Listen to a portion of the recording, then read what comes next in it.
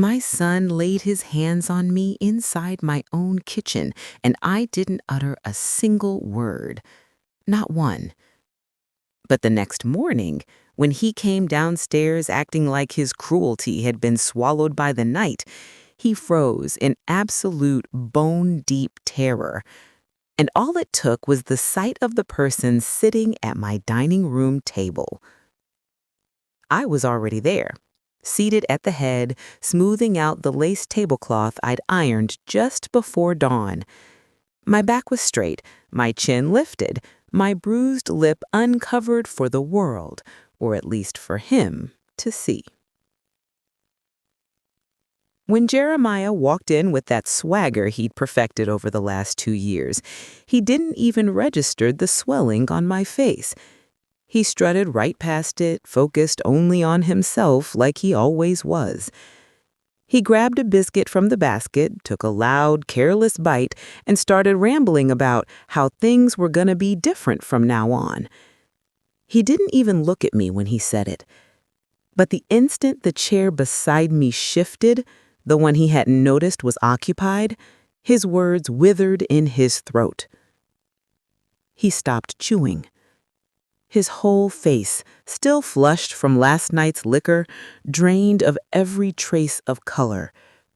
Gray, ashy, haunted. The biscuit fell from his hand and rolled across the floor like it was trying to escape the room before he could. In that exact second, Jeremiah finally understood something he never imagined. My silence last night was not surrender. It was sentencing. But before I tell you who was sitting beside me, you need to understand how I got here, how a 68-year-old widow found herself baking biscuits at dawn while waiting for justice to ring her doorbell. My name is Gwendolyn Hayes. I live in an old neighborhood in Savannah, Georgia, the kind with wide porches and Spanish moss hanging from the oaks like nature's lace curtains. I've survived tragedies, hardships, and losses that would fold most women in half. Yet none of those storms prepared me for the one that grew under my roof. Last night, just past 3 a.m., I was sitting in my kitchen rocking chair listening to a soft gospel hymn on the radio to calm my nerves. The rain was pounding outside, but what startled me was the rough scraping of a key at the front door. Those clumsy, angry sounds always meant the same thing. Jeremiah had been drinking again. He stumbled in smelling like bourbon and cheap cigarettes. He knocked over my heirloom vase, my grandmother's vase, and didn't bother to look back. When I gently suggested he go to bed, he snapped like a wild dog. He grabbed my arms, he shook me, and then he slapped me so hard the taste of blood filled my mouth. He left me bleeding on the kitchen floor, and I let him walk away. But I didn't break. I didn't run. I didn't hide. Instead, I cleaned my face, steadied my breath, and began cooking. Because when a mother decides she's done being afraid, the world shifts. And Jeremiah was about to learn that shift firsthand. Because the person he saw at that table, the one who made him crumble to dust, wasn't just a guest. They were the beginning of his reckoning.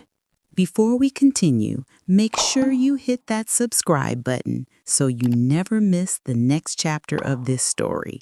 Now, let's get back to it. The truth is, Jeremiah had no idea that while he slept off his drunken rage, I spent the night planning a morning he would never forget. I wasn't pacing or crying or packing a bag like he probably expected. No, I was preparing.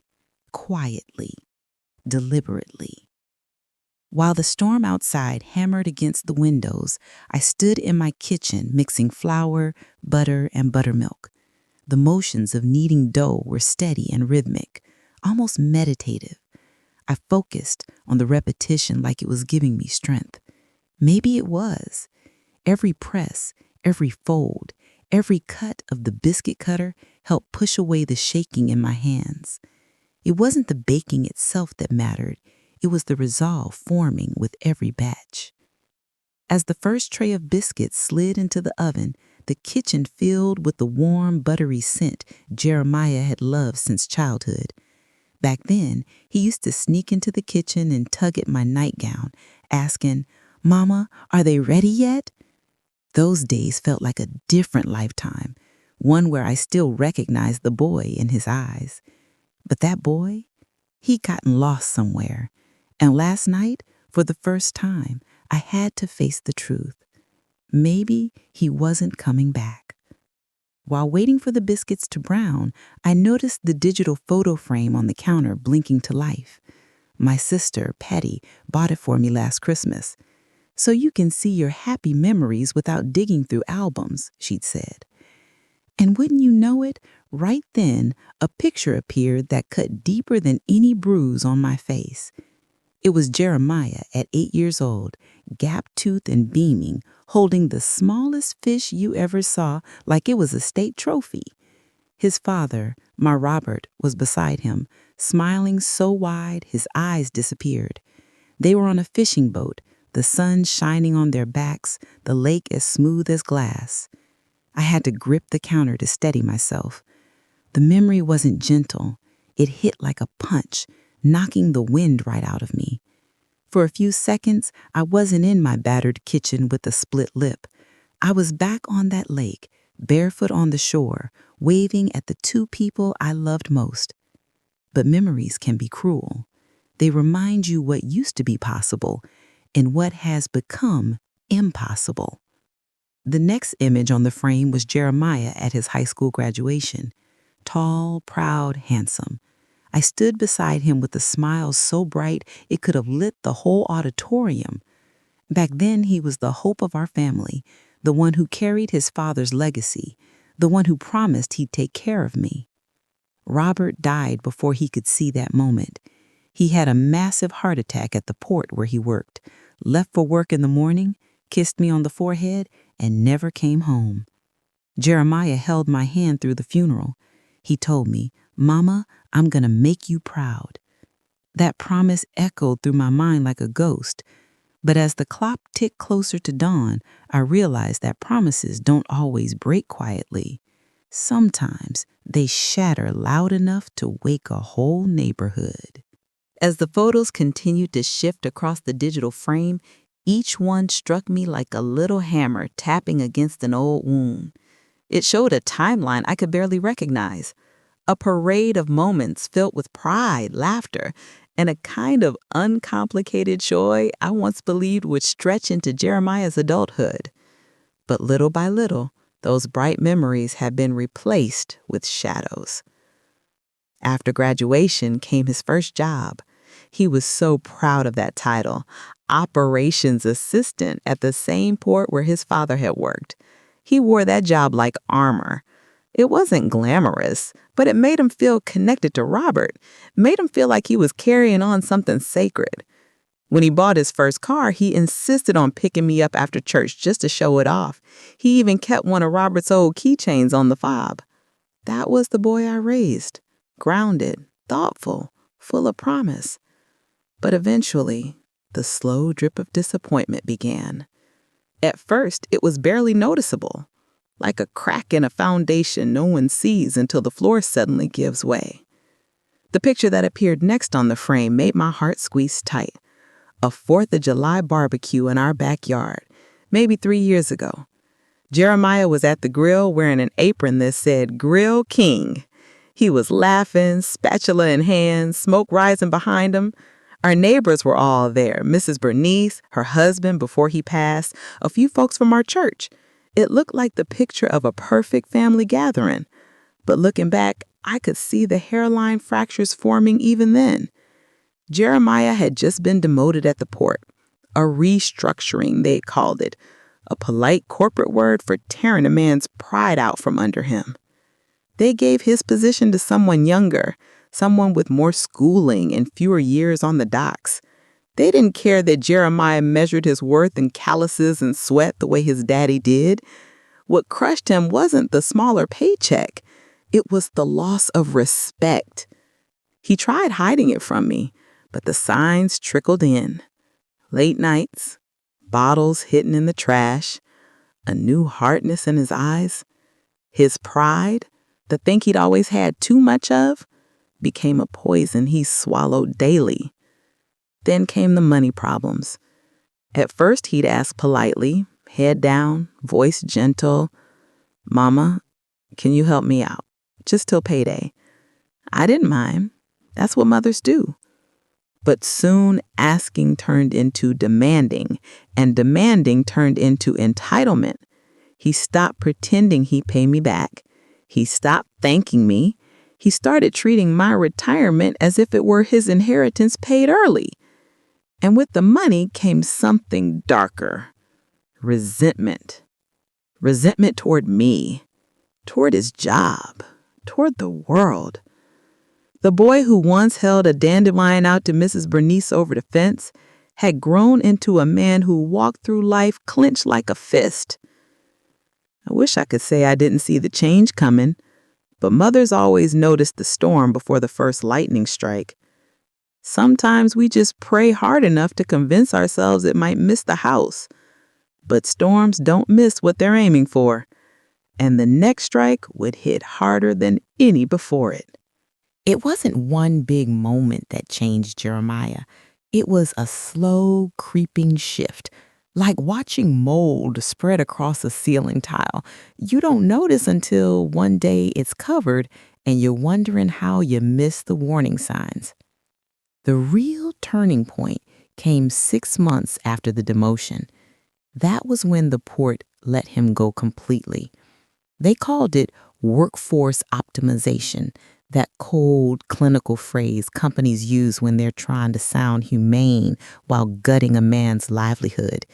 They handed him a cardboard box with his few desk items, family photo, cheap pen set, a mug I'd given him for Christmas, and just like that, 2 decades of loyalty were shoved into a container that looked more suited for storing leftover fruit. He came home pale, silent, and empty-eyed. He didn't slam the door or yell or break anything. He just walked past me without a word, box in hand, and locked himself in his room. For 2 full days, I barely heard a sound from behind that door. I brought food he didn't touch. I tried checking on him. Nothing. Silence had swallowed him whole. On the 3rd day, he came out looking like something in him had cracked. His shoulders drooped, his face slack, his expression hollow. That was the moment the bitterness rooted itself deep inside him, and no amount of mothering in the world could have dug it out. Some people go through hardship and grow humble. Jeremiah grew resentful, and I became his safest target. If something broke in the house, it was my fault. If his bank account was empty, somehow that traced back to me.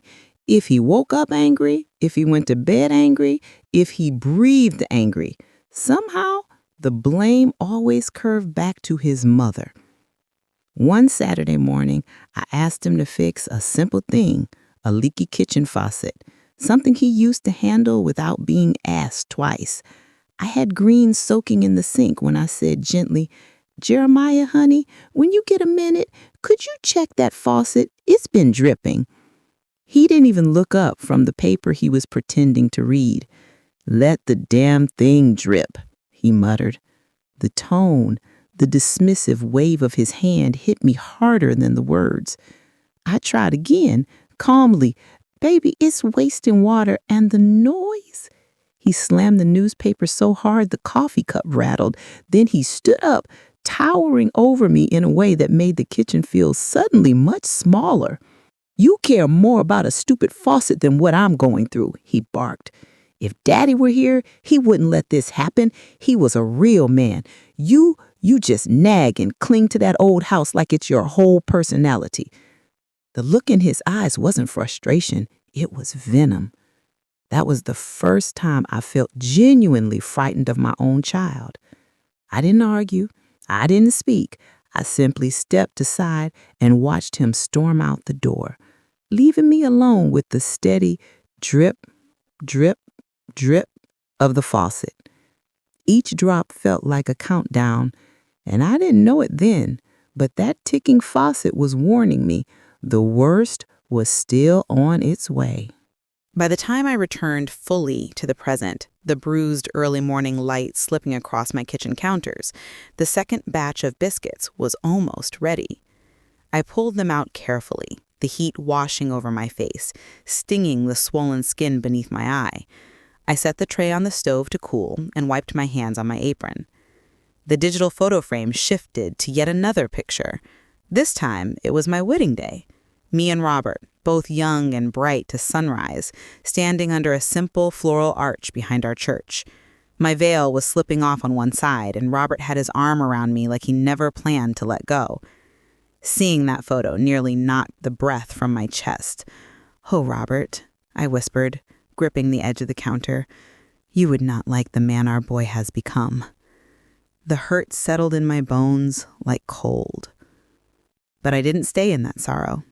I couldn't. I still had work to do. Justice didn't prepare itself. The grandfather clock chimed 5 times, its deep, sorrowful tone echoing through the quiet house. I wiped the flour from my face and got to work on the next batch.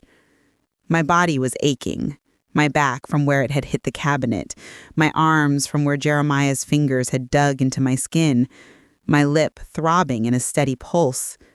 Pain was everywhere, but my resolve was louder. I set the third batch of biscuits on the counter, then reached for the coffee maker. That bright red machine had been part of my peacekeeping routine these last 2 years, brewing Jeremiah's coffee just the way he liked it, so maybe, just maybe, his morning wouldn't start with a storm. It was funny how we mothers bargain with chaos. While the coffee brewed, memories flooded my mind. Bad ones I'd locked away behind quiet excuses and desperate prayers. The nights he came home stumbling and furious. The way his voice would drip with accusation. The times he'd pace the living room yelling about the world being against him. The moments he'd twist his father's memory into a weapon. And the worst part? I'd let it happen. I'd stayed silent. I'd tried to keep the peace while losing pieces of myself. Guilt, fear, shame, they all tangled together inside me. But underneath that tangle rose something new, something sharper, resolve. Because last night was the line, the slap, the shove, the bruises blooming across my face and arms like dark flowers. And as I looked in the bathroom mirror earlier that morning, seeing the cut lip, the swelling, the horror carved in the reflection, I realized something powerful. I wasn't afraid anymore. Not afraid of what he might do. Not afraid of what people might think. Not afraid of being alone. I was afraid of one thing only, that if I stayed silent again, I wouldn't live to see another sunrise. And once fear becomes clarity, everything else becomes simple. I finished setting the last of the biscuits on the dining room table beside the fresh coffee. The house smelled warm and welcoming, completely at odds with the storm gathering under its roof. Because breakfast wasn't just breakfast. It was a reckoning dressed in lace and hospitality. And before the clock struck 8, I would make 3 phone calls that would change everything, especially for Jeremiah. It was exactly 3:15 in the morning when the key scraped violently against the front door. I know because the grandfather clock had just finished chiming 3, and I'd counted each tick after like they were warning drums, calling out a danger only I could hear. I was sitting in my rocking chair, wrapped in my thick navy robe, the one I bought last winter because the Savannah cold settles deep in my bones. That robe used to feel comforting, like a warm embrace. But as I heard the lock twist aggressively, it felt more like thin armor. The door flung open with a bang, slamming into the wall loud enough to rattle my nerves. Jeremiah staggered inside, dripping rainwater onto the hardwood, looking more like a storm-wrecked shipwreck than a man. His coat clung to him, his hair plastered to his forehead, and the smell hit me even before he spoke. Bourbon, cheap tobacco, and anger fermenting in the air around him. He threw his keys toward the little hall table with a furious sweep. I heard the sharp crack, the unmistakable sound of ceramic shattering. My grandmother's vase, that delicate blue heirloom I'd cared for my whole life, lay in pieces behind him. But he didn't care. He didn't even glance back. He stomped toward the kitchen, filling the doorway like a shadow that blocked all the light. "What are you doing?" he slurred, "sitting there in the dark like a damn ghost. Waiting to judge me, waiting to scold me like some saint?" I kept still. I didn't move. I didn't speak. I'd learned that any reaction could spark a storm. He took another step, swaying. "Answer me." I swallowed the tremor in my throat and stood slowly. "Son, you're soaked. Go to bed. We can talk in the morning." That was the wrong thing to say. I knew it the moment the words left my mouth. His face twisted, morphing into something unrecognizable. Rage mixed with a wounded pride he carried like a weapon. In one violent motion, he closed the distance between us. His hand shot out, clamping onto my arms with a grip so cruel it made me gasp. "You don't tell me what to do," he roared, shaking me so hard the room blurred. "You don't understand anything, nothing." He shook me again harder until my glasses flew off and skittered across the floor. "You care more about this house, about your precious things, than you ever cared about me." "Jeremiah, please," I gasped, my voice cracking. But begging only fueled him. With one brutal heave, he threw me backward. I felt the world tilt. I felt my feet leave the floor. I felt the blast of pain as my back hit the china cabinet hard enough to quake the shelves. Then my head slammed against the corner. A white flash exploded behind my eyes. I crumpled. I tasted blood. I heard my heartbeat pounding like a war drum. And then, as if that weren't enough, he slapped me hard across the face. The sound cracked through the kitchen like a sickening firecracker. Then he walked away, up the stairs, and left me on the floor like I was nothing. But he didn't know that the moment he slammed his bedroom door, he didn't end me. He awakened someone he'd never met before. When the thud of Jeremiah's bedroom door finally faded into silence, I lay on the cold kitchen floor, staring at the pattern on the ceiling like it was a map leading me away from my own life. My ears rang. My heartbeat felt trapped in my throat. Every inch of my body pulsed with pain. My back, my arms, my face. But the pain wasn't the loudest thing inside me. The clarity was, because as I pushed myself up, slowly, shaking, fingers slipping against the slick tile, I realized something I should have seen years ago. A child can grow up in your house and still turn into a stranger. I braced my hand on the cabinet and stood. The room wobbled. I steadied myself, breathing through the dizziness. The metallic taste of blood still coated my tongue. I pressed a napkin to my lip, feeling the sting of the cut pulsing beneath it. Mothers, I whispered to myself, always forgive too much. I stumbled to the bathroom and flipped on the light. The brightness was cruel. It revealed everything I'd tried to hide from myself and from the world. The swelling on my cheek, the bruise growing across my jaw, the streak of blood dried near my temple. For a long moment, I stared at the woman in the mirror.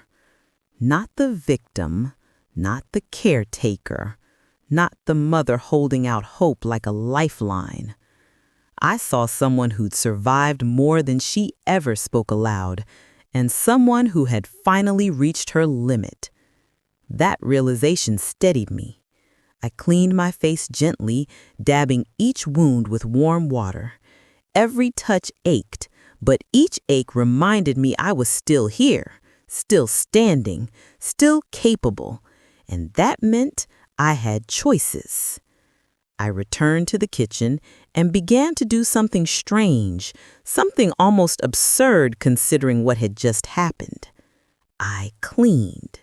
I swept up the broken pieces of the vase, my grandmother's vase. I picked up my glasses from the floor and straightened the bent frame as best I could. I wiped down the counter. I put flour on the table. I turned on the oven. The act wasn't denial. It was preparation. Because I already knew I wouldn't be facing Jeremiah alone when morning came. I just had to decide who needed to be there. I looked at the clock. 3:46 a.m. Too early for most folks. Except one. One who had seen warning signs before I admitted them. One who had told me, gently but firmly, "Gwendolyn, that boy ain't well." One who had offered help more times than I could count. My hand trembled slightly as I dialed the number. The phone rang once, twice. "Hello?" A voice answered, wide awake, like they never truly slept. "It's me," I whispered. A pause, a breath. Then, "It happened, didn't it?" I swallowed hard. "Yes. I'm on my way." Just 3 words, and everything inside me shifted. I hung up, tied my apron tighter, and continued rolling out the biscuit dough with slow, deliberate strokes. My hands steadied, my breath deepened, because help was coming, and the sun was rising on a new version of me. And by the time that quiet knock sounded on my front door, I knew nothing in this house would ever be the same again. By the time the sky shifted from charcoal to smoky gray, the house had fallen into a silence so thick it felt like something living. The kind of silence that makes you hyper-aware of every sound. Your own breathing, the hum of the refrigerator, the faint ticking of the clock marking time you can never get back. I had already finished arranging the biscuits on the table, 6 golden ones in a neat circle, 1 in the center. Robert always said the middle biscuit was the peacemaker. The irony didn't escape me this morning. Nothing about this breakfast was meant for peace. I set Jeremiah's mug at his usual place. Black coffee, 1 sugar. Automatic, habitual. A ritual born from years of motherhood that had survived far too much. Then I turned to face the person sitting at the table with me. They had arrived at dawn, stepping quietly into the house like they'd done it 1,000 times before. No hesitation, no confusion, just purpose. I'd opened the door before they even knocked. They took one look at my face, the bruised jaw, the puffy lip, the mark on my cheeks shaped like Jeremiah's anger, and their expression darkened. Not with pity, not with disgust, with fury. Fury on my behalf. And I wasn't ashamed. For the first time in a long time, I wasn't hiding behind excuses or lies. I didn't say I fell or it's nothing. I let them see every inch of what Jeremiah had done. The person leaned back now, hands folded, eyes fixed on the staircase like they were waiting for the devil himself to step down. Their calmness wasn't softness. It was the steady, simmering kind of composure someone gets when they're past their breaking point and already planning what comes next. I took a seat beside them, placing my palms flat on the table to keep them from trembling. "You sure about this?" they asked quietly, voice low, controlled, not trying to lead me, not trying to sway me, just making sure I wasn't acting from fear. I lifted my chin, feeling something in me settle, something heavy and solid. I've never been more sure. They nodded once. Then whatever happens next, I'm here.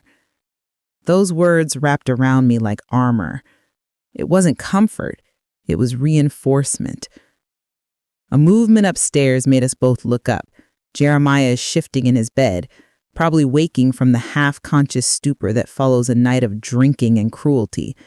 Any second now, he'd realize the sun was up. Any second, he'd come down those stairs expecting the morning to bend itself around him like it always had. As if nothing had happened. As if I'd forget. As if my fear would reset itself with the rising sun. But this morning, the world had changed. This morning, he wasn't walking into a kitchen where his mother stayed silent. He was walking into judgment. I reached for the person's hand, not for support, but solidarity. "Let him come," I whispered, and as if summoned, a heavy footstep thud at the top of the staircase. Because when Jeremiah finally reached the bottom step, the face he saw waiting for him wasn't mine, and it froze him in a way even last night's violence never could. Jeremiah hit the bottom step with that slow, dragging gait men get after a night of drowning themselves in liquor. His hair was wild, his shirt wrinkled, his face swollen with sleep, and arrogance. The kind of arrogance that assumes the day will stretch itself out to accommodate him no matter what he did the night before. He didn't look at me first. He didn't look at the biscuits, or the coffee, or my swollen cheek. He looked at the stranger sitting across from him. Except they weren't a stranger. Not to him. The moment his gaze landed on the person beside me, all the bravado drained from his face.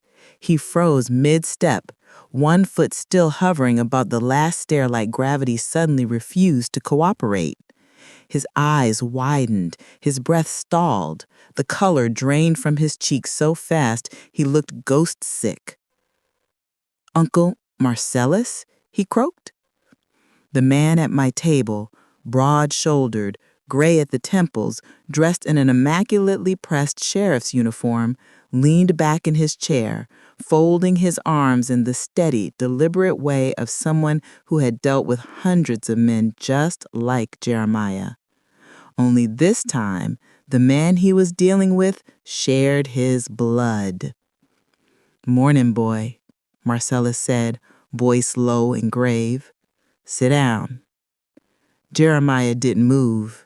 He looked like he was trying to assess the situation, to piece together what he walked into. His brain was working overtime, calculating angles, excuses, lies, anything that would let him wriggle free. But there was nothing to grab hold of. Not today.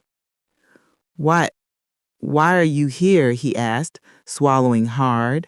"Aunt Gwen call you?" "Your mother did, and that's the only name you'll use while talking to her today." Jeremiah's eyes flickered toward me, but only for a heartbeat. When he saw the bruise on my jaw, he flinched like it burned him. Not out of guilt, though. Out of recognition, the realization that I had finally told someone. You actually called him?" he started, throat tightening. I didn't speak. I didn't need to. My silence was different this morning. It wasn't the silence of fear. It was the silence of a woman who had finally decided she deserved better. Marcellus didn't give him time to recover. "You put your hands on your mama last night," he said, not as a question, but as a statement of fact. "You think that's something you hide?" Jeremiah bristled. "She's exaggerating." Marcellus slammed his hand on the table hard enough to rattle the mugs. "Boy, if you lie to me one more time, you will regret it." The air shook. Jeremiah stumbled back a step, chest heaving. He looked cornered, like a man realizing for the first time that he was no longer the biggest presence in the room.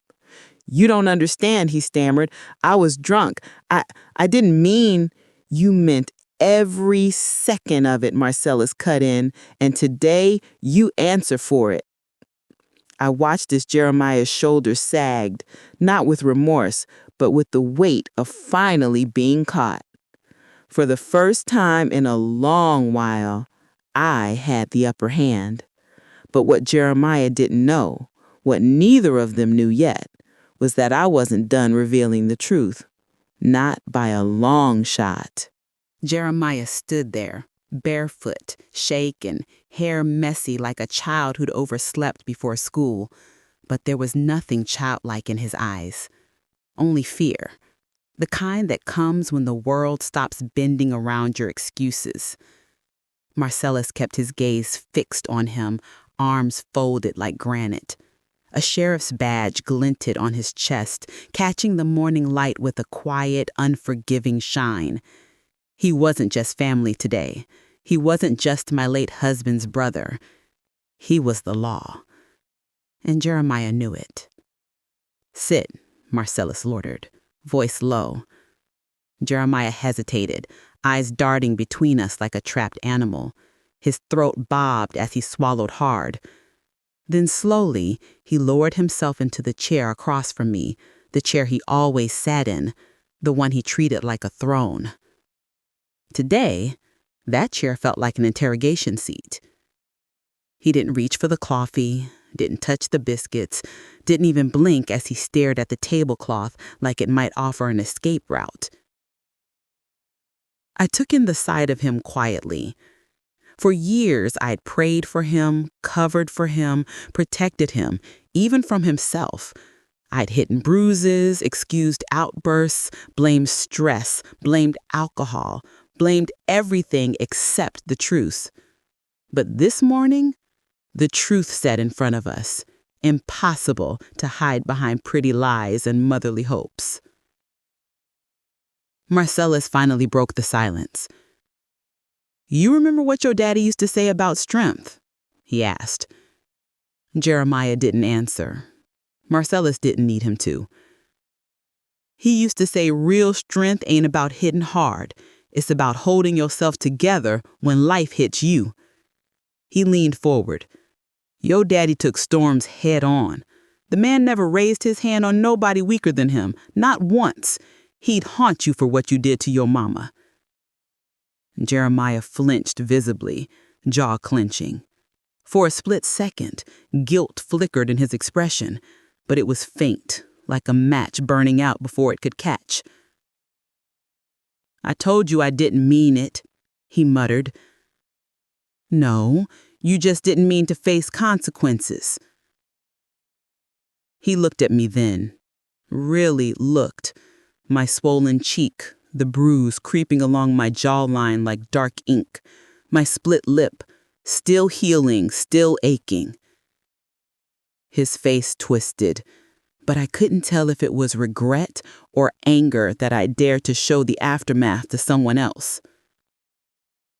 Marcellus reached into his pocket and pulled out a small notepad, the kind he used on duty. He flipped it open with a quiet, ominous calm. "Gwen told me what happened, but I want to hear you say it.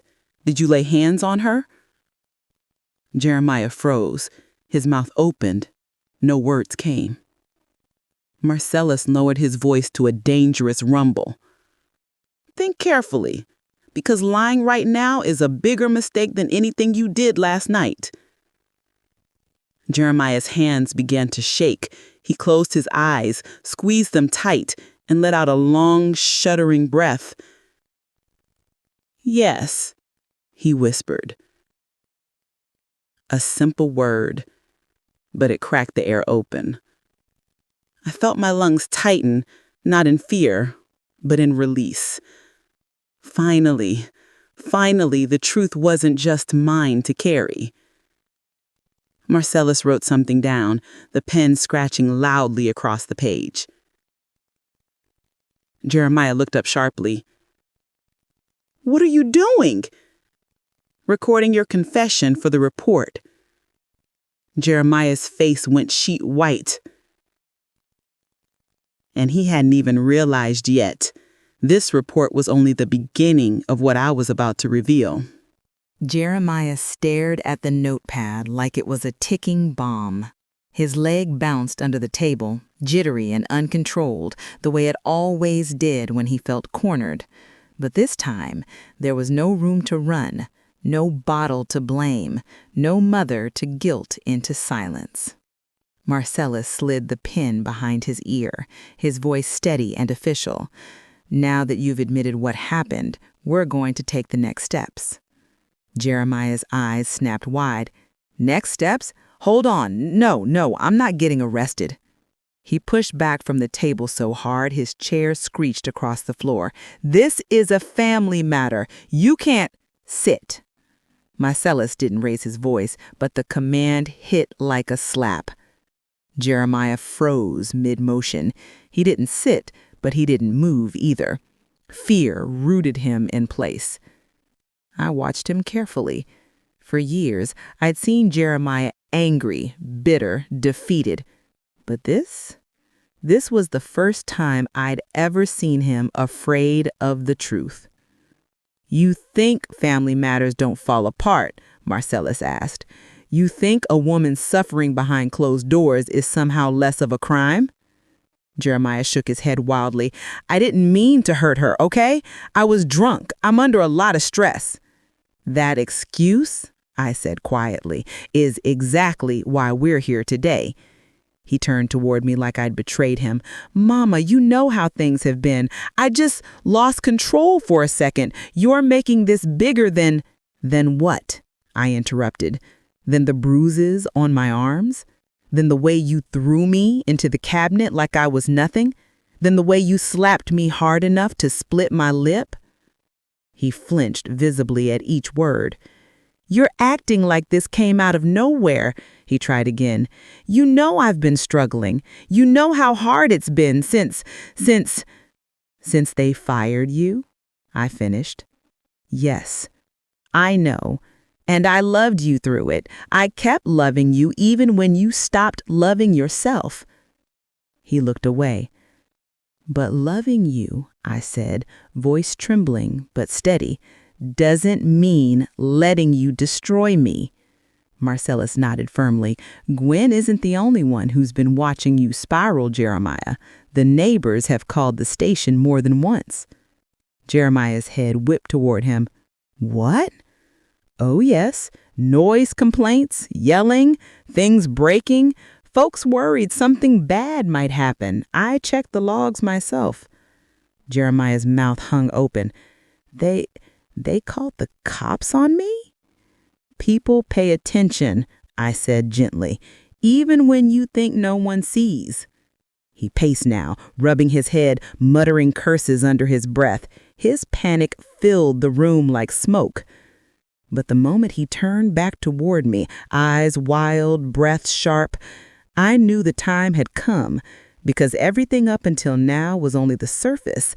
The real truth was still sitting beneath my ribs, waiting. Heavy, undeniable, ready to change the course of this morning entirely. I folded my hands on the table. There's more I need to tell you. Jeremiah froze. Marcella sniffed at me with a raised brow, sensing a shift. Gwen? I nodded.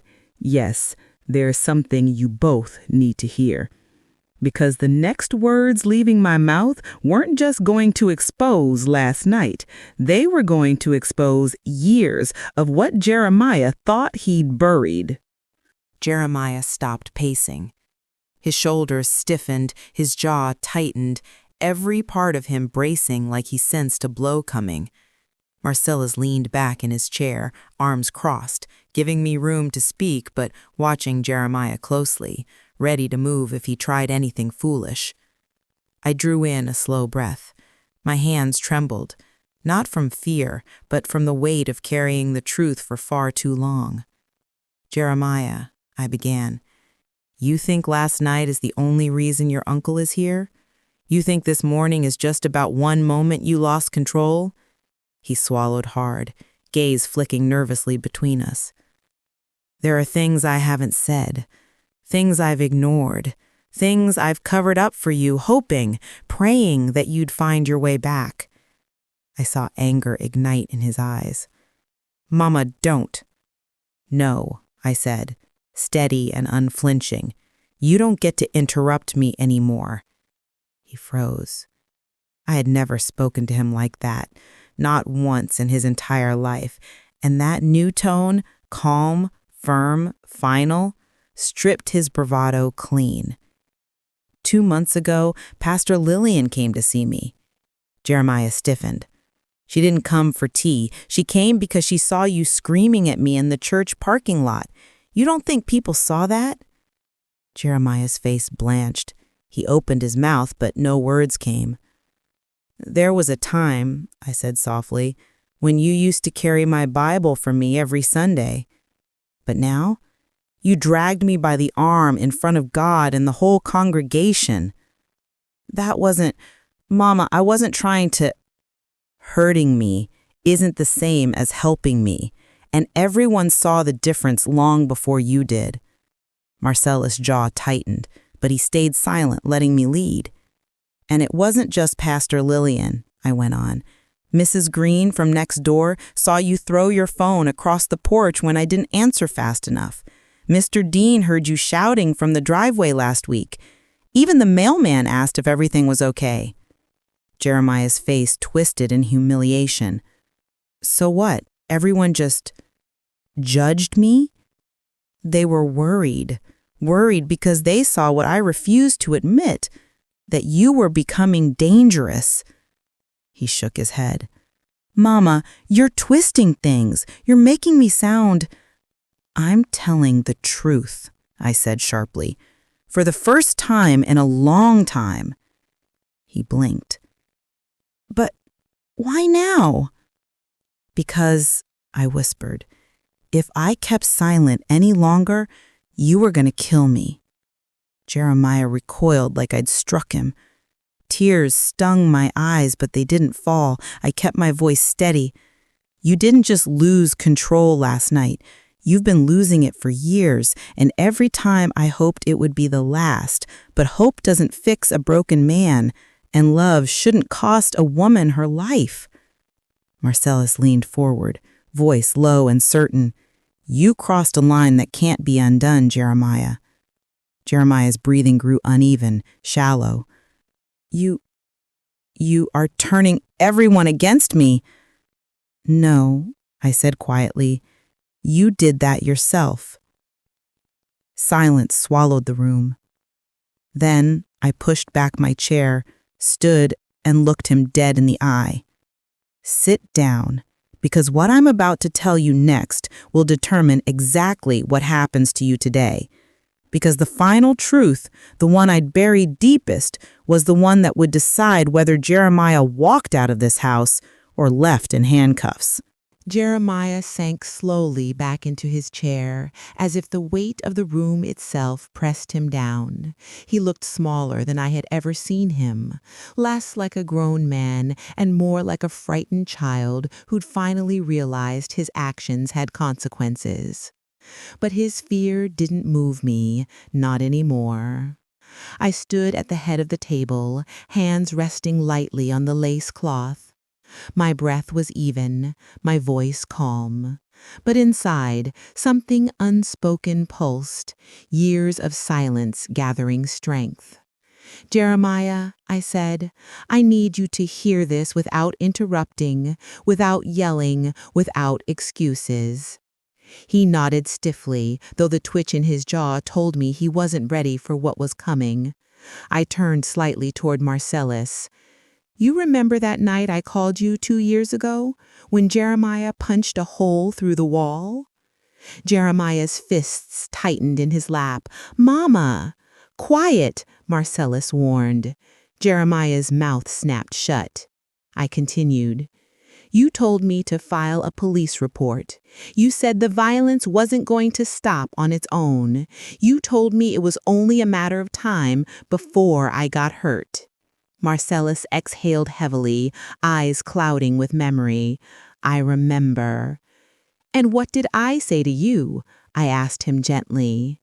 You said, he's grieving, he's lost, he just needs time. Marcellus shakes his head. You begged me not to file anything. Jeremiah looked up surprised. You really said that? I met his gaze. Yes, I covered for you. Because I loved you too much to believe the truth. My voice didn't crack, it didn't waver, it didn't soften. And you repaid that grace by getting worse. He tried to speak again, but Marcellus's look stopped him. I stepped closer to the table. But that night wasn't the worst of it. Do you remember what happened the following month? Jeremiah's eyes drifted to the floor. Shame, or something like it, shadowed his expression. I said, you came home angry. You'd lost another job. You were furious. And instead of taking responsibility, you blamed me again. You blocked me in the hallway, shouted so loud the neighbors heard. And when I told you to stop, I paused, inhaling deeply. You slammed your hand on the wall beside my head so hard the picture frame fell. Jeremiah squeezed his eyes shut. I didn't hit you. No, I said evenly, but you wanted to. You may not have realized it then, but I saw it. I saw the rage in your eyes, the same rage that showed up again last night. A tremor rippled through him. And do you know what I did after that? I asked. He shook his head slowly. I packed a small bag, just enough for a few days, and I drove myself to the hospital. Jeremiah blinked. Hospital? Why? I held his gaze. I have high blood pressure, dangerously high, the kind that can kill a woman instantly, especially when she's living in fear. Jeremiah's face drained of all color. You didn't just bruise me, I whispered. You didn't just break things. You didn't just shout. I moved closer, placing the paper between us on the table. You put my life at risk every day for years. Jeremiah swallowed hard, tears brimming in his eyes, not from remorse, but from the shock of realizing the depth of the damage he had caused. Marcellus leaned forward, tone grave. And now you understand why things can't continue the way they have. Jeremiah trembled. Mama, what are you going to do? I drew myself up, shoulders squared, voice clear and unshakable. I'm going to protect my life, whether you like it or not. Because the next words I spoke to Jeremiah would decide whether his future held redemption or a prison cell. Jeremiah sat like a statue, pale, trembling, chest rising and falling in short, uneven breaths. Everything in him seemed to collapse at once. The bravado, the excuses, the anger he had always worn like armor. Now all that remained was the naked truth.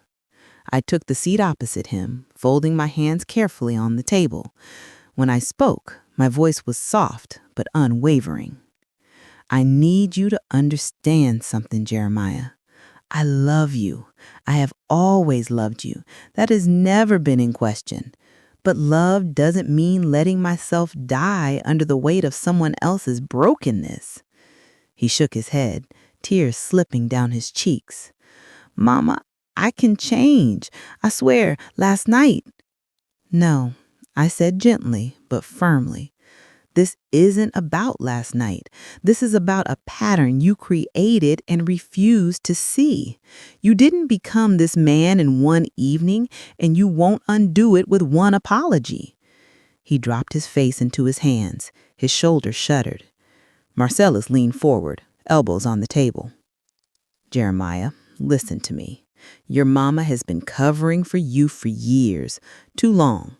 She's given you every chance a man could ask for, more than you deserved. Jeremiah didn't look up. He didn't argue. His voice came out muffled and hoarse. So what happens now? Y'all gonna lock me up? That depends, I said. He lifted his head slowly, red, desperate. Depends on what? On what you do next, I replied, on whether you're willing to face your sickness instead of feeding it. He frowned, confused. What do you mean? I mean counseling. I mean treatment. I mean accountability. Real accountability, not the kind you talk your way out of. His breath hitched. I don't need. You do, I cut in. Not harshly, but truthfully. Your anger is killing both of us. You drink to quiet it, but that only makes it louder. You deny it, and it grows. You hurt me with it, and you pretend you didn't. I lean closer. This is your last chance to choose a different life. A long silence stretched between us like a fragile bridge. Then Marcellus broke it. There are two paths, Jeremiah. One, I file this report as it is. You get arrested, you go through the court system, and from there, the road is long and ugly. Jeremiah swallowed, throat tight. Or two, you willingly enroll in anger management counseling, substance abuse treatment, and agree to a restraining order until you're evaluated and stable. Jeremiah's face twisted with shock. A restraining order against my own mama? Marcellus' tone hardened. It's not punishment. It's protection for her, for you. You don't get to be near her again until you earn that privilege back. Jeremiah turned to me, eyes pleading. Mama, please, don't make me leave. Tears finally spilled from my own eyes, not from fear, but from the ache of letting go. I'm not making you leave, I said softly. Your choices did. Silence again, thick, painful, honest. Then Jeremiah whispered, brokenly, I'll do it. My chest loosened, not in relief, but in release. Good, Marcellus said, because this starts today. Jeremiah wiped his face, nodding slowly, defeated. Okay. I stood and walked to him, laying a hand on his shoulder, not to comfort, but to bless the step he was finally taking. You can still rebuild your life, but not here, not while you're dangerous. He hugged me then, carefully, gently, like he was afraid I might break, and for the first time in years, I felt my son instead of the angry man he had become. We held on for a long moment, then I pulled away. It's time, I whispered. Marcellus stood. Let's go. Jeremiah followed him out the door, shoulders low, steps heavy, but willing. When the door closed behind them, the house exhaled. So did I. For the first time in years, the silence didn't terrify me. It felt like freedom, like a sunrise after a long, suffocating night. I walked to the table, sat down, and poured myself a cup of coffee, still warm, still strong, and I let myself breathe.